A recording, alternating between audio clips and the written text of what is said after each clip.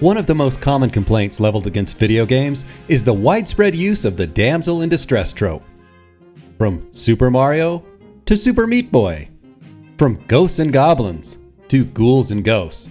From Final Fight to Final Fantasy. From The Legend of Zelda to Altered Beast. From Prince of Persia to Castlevania. From Double Dragon to Donkey Kong. It is undeniable that many games kick off the action by placing an unfortunate woman in grave danger, and then informing the player that, as the male protagonist, it is his duty to run off and rescue her. Many third-wave gender feminists take issue with this common plot device, claiming that it reinforces harmful stereotypes about the role of women in society.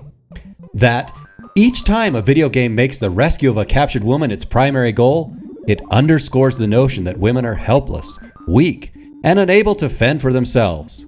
And, in contrast, that men are strong, powerful, and capable. Some feminists will speak of the subject-object dichotomy, whereby men are the subjects, or the actors, and women are the objects, or the beings which are acted upon. And hence, they say, every time we see this trope in gaming, we see evidence of the patriarchy at work, and proof of how society and media tends to reinforce the dominance of men over women.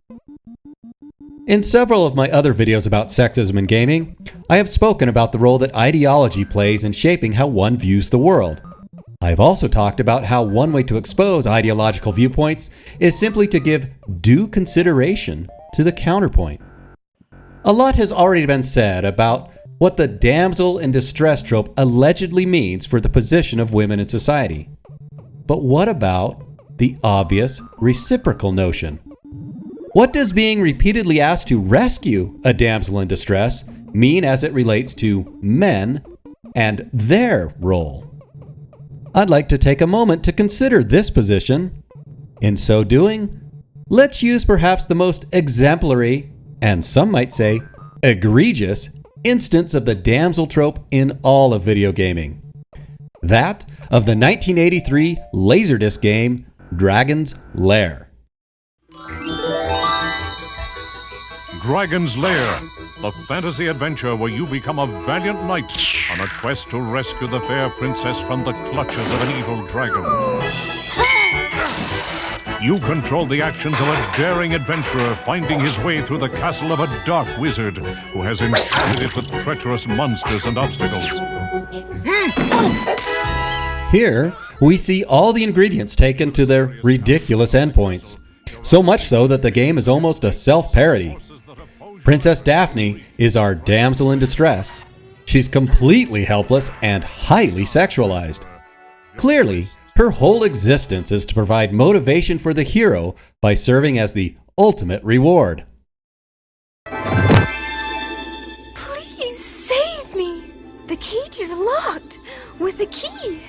The dragon keeps it around his neck. To slay the dragon, use the magic sword. Normally, the analysis from your average ideological feminist stops right there. We've done all we need to prove the existence of the patriarchy, right? So it's time to move on. But wait a minute. What about our hero? The alliteratively named Dirk the Daring? What's his role in the story? For those of you who have played the game all the way through, you know that Dirk doesn't have a single speaking line in the entire game. He never says an intelligible word. Instead, all he ever does is grunt and yelp and cry out in pain when things go wrong. And oh boy, do things ever go wrong for poor Dirk. In his quest to rescue Princess Daphne, he gets slashed and strangled and burned and mangled and eaten and smacked and drowned and cracked and gassed and crushed and fried and mushed and so on and so on.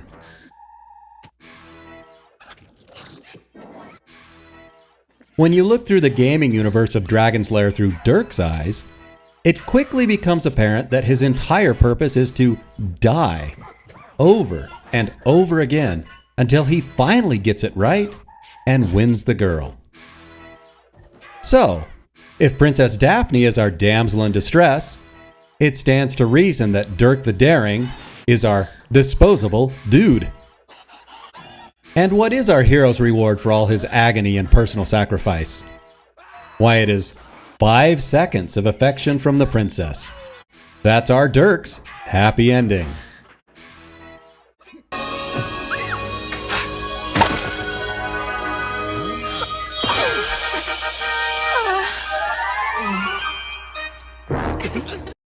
But of course, these complementary tropes aren't unique to the game Dragon's Lair.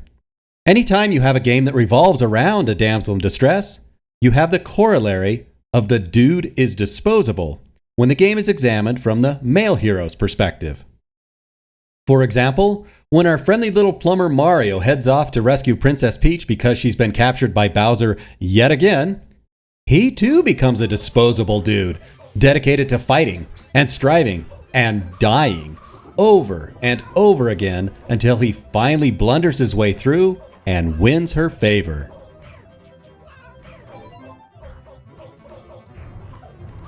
In the case of Super Mario 64, our hero's long and painful persistence eventually culminates with Princess Peach kissing him on the nose and promising to bake him a delicious cake.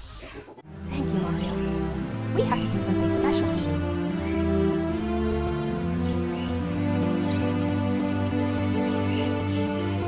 Here we go! Listen, everybody. Let's bake a delicious cake. For Mario.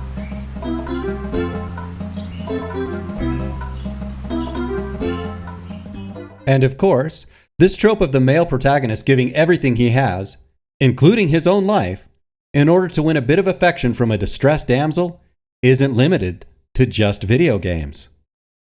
You can readily find it in other forms of media as well, be that in movies, or comics, or literature.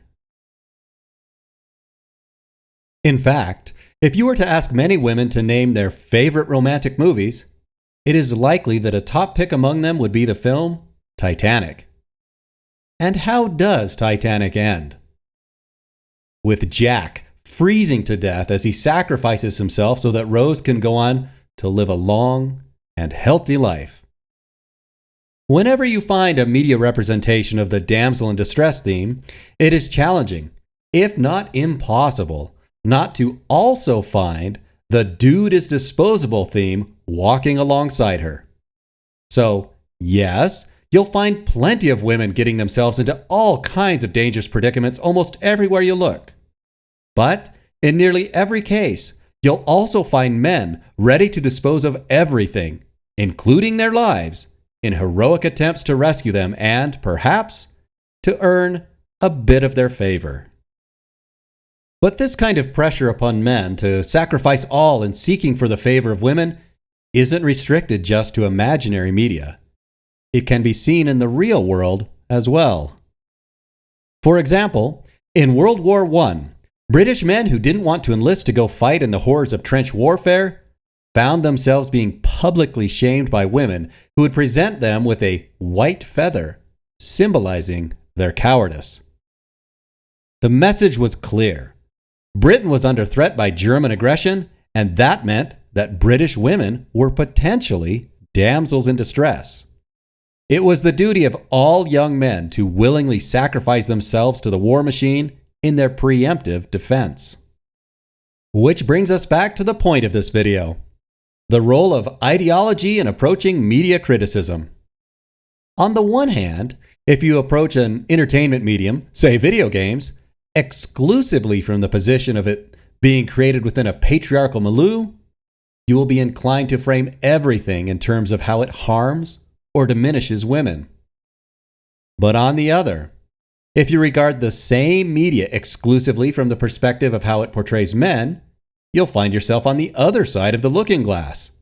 You may even start to regard media and society as primarily gynocentric, in that men are constantly encouraged to sacrifice everything they have in the service of earning the favor of women. However, because the ideological extremes of patriarchy and gynocentrism are mutually exclusive, we know that both things can't be right.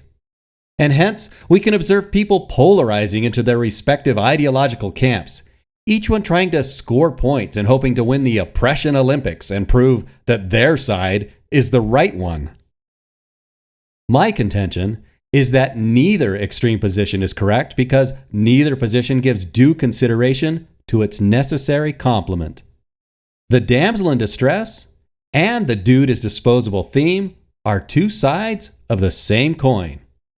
They don't exist independently, but rather in tandem, with each side representing a sort of a distillation of the gender roles we often observe in society.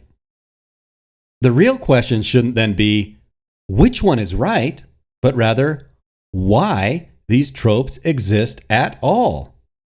Are they, as some postmodern gender feminists may contend, purely social constructs? Or are they perhaps inspired by a reflection of biological necessities? But that conversation is something for another time. Until then, I wish you well in distressing your damsels and in disposing your dudes. Game on, my friends!